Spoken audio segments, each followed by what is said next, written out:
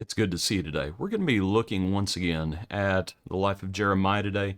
We're going to be looking at the captivity of Jerusalem when Nebuchadnezzar comes against them. Our hymn is called Captivity and Ruin.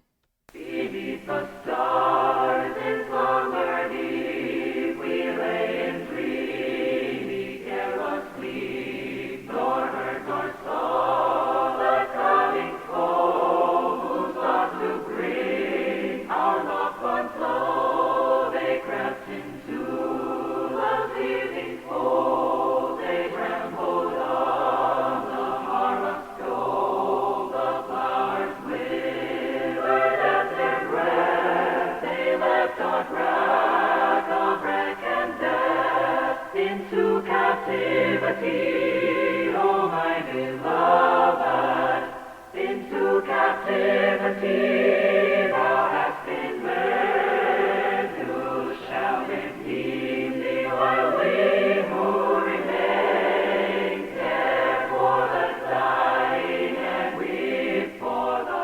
slain? Let's look at our second verse. My heart, how long the cruel night, dear Lord in heaven, O send us light. There's death and ruin everywhere, and oh, the prospect seemed so fair. We woke to hear their anguished cry, we woke to see them faint and die. We could not help, nor could we save from that relentless, awful grave into captivity. That brings us to Jeremiah chapter 39, verse 1. Let me make it a little bit bigger for you and for me. In the 9th year of Zedekiah, king of Judah, in the 10th month, Nebuchadnezzar, king of Babylon, and all his army came against Jerusalem and besieged it. In the 11th year of Zedekiah, in the 4th month, on the 9th day of the month, the city was penetrated. And so you see this was not an overnight thing. In the 9th year, it's sieged. It's not until the 11th year until the city's penetrated. They're starving to death. They're starving them out, and finally, the city's penetrated, and Jerusalem goes off in captivity. All the princes of the king of Babylon, verse 3, sat in the middle of the gate, talks about them. Zedekiah, king of Judah, and all the men of war, when they saw them, they fled and went out of the city by night, by way of the king's garden. Remember what they were told. They were told they needed to go voluntarily, and of course they don't do that. And so Zedekiah, all the men, I should say most of them don't do that. Zedekiah the king of Judah and all the men of war saw them. They fled and went out of the city by night, but the Chaldean army pursued them, overtook Zedekiah. They're going to end up killing the sons of Zedekiah before his eyes in verse 6. The king also kills all the nobles of Judah. They blind Zedekiah, bound him with bronze fetters, and carry him off to Babylon. Burns the king's house and the houses of the people with fire. But the Lord's going to deliver Jeremiah. We'll come back to that. Let's look in the next chapter. Chapter 40.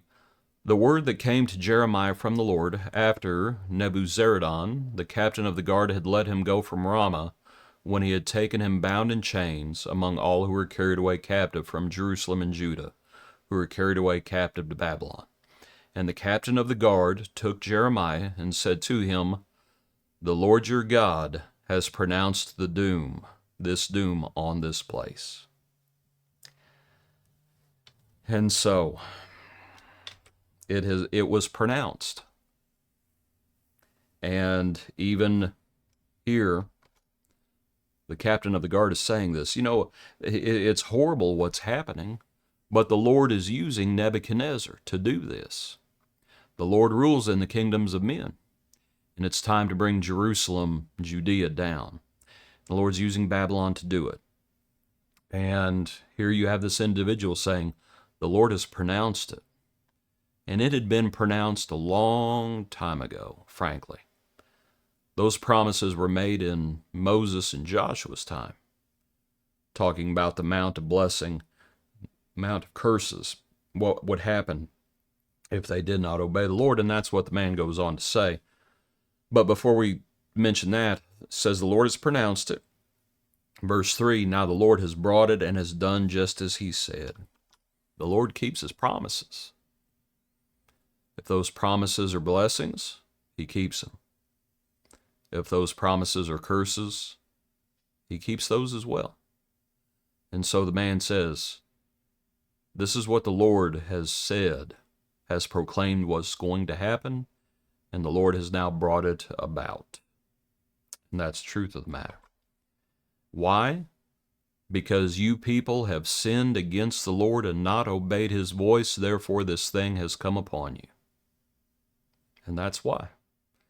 And it's a sad thing, but that's what happened. They had continued to sin. They had not learned from what had happened to Israel up north, and now it's time for them to go into captivity as well. But even here, look at what we say. Right? Here this individual is, the captain of the guard, speaking to Jeremiah. Verse 4, and now look, I free you this day from the chains that were on your hand. Remember, Jeremiah had been imprisoned by his own people. And so now Nebuchadnezzar commands that Jeremiah be freed. If it seems good to you to come with me to Babylon, come, and I will look after you. But if it seems wrong for you to come with me to Babylon, remain here. See, all the land is before you. Wherever it seems good and convenient for you to go, go there. Now, while Jeremiah had not yet gone back, Nebuzaradan said, go back to Gedaliah, the son of Ahikam, the son of Shaphan, whom the king of Babylon has made governor over the cities of Judah, and dwell with him among the people. It's like, well, wait a minute, what people? What people is he talking about? Well, come back to the previous chapter.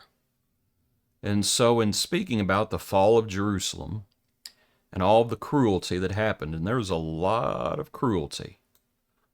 Right, the Chaldeans, verse 8, burned the king's house and the houses of the people with fire and broke down the walls of Jerusalem.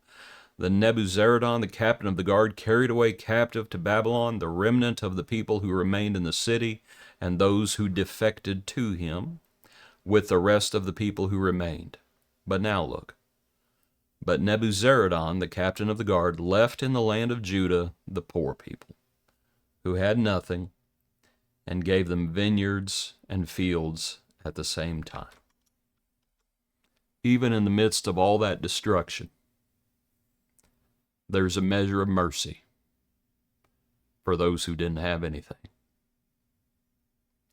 For those who the only one they could lean on was the Lord. And even here, Nebuchadnezzar and Nebuzaradan, there's a measure of mercy there. They are cruel individuals. But even cruel individuals can be honorable and can be generous.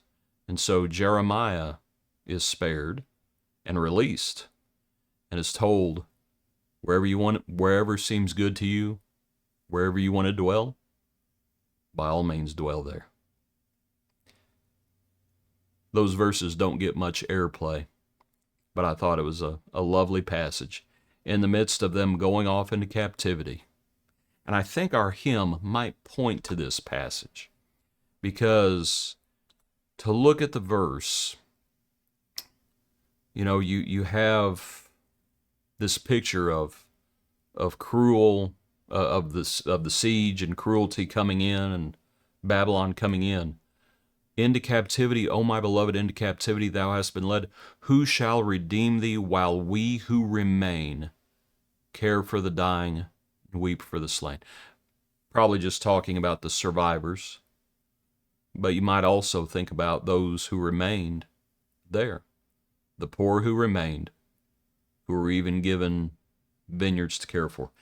You might think about why they did that. Up north, and this will just take a second or two. Up north, do you remember when Israel is taken captive at a certain point, the Assyrians, so this is well before the Babylonians, the Assyrians bring in people from elsewhere to settle the land. And that's going to be the Samaritans. They bring them in and populate Samaria. So down south, Babylon, well, the same thing. They don't want the land to just go back to the wild. And so they leave the poor people who don't have anything. They leave them there. And you might think about being merciful, but also kind of the purpose for them doing that, not taking them off into captivity as well. Anyway, you can meditate on that. Something to consider. Appreciate you. Hope you have a good day. Join us tomorrow for another portion of our daily praise.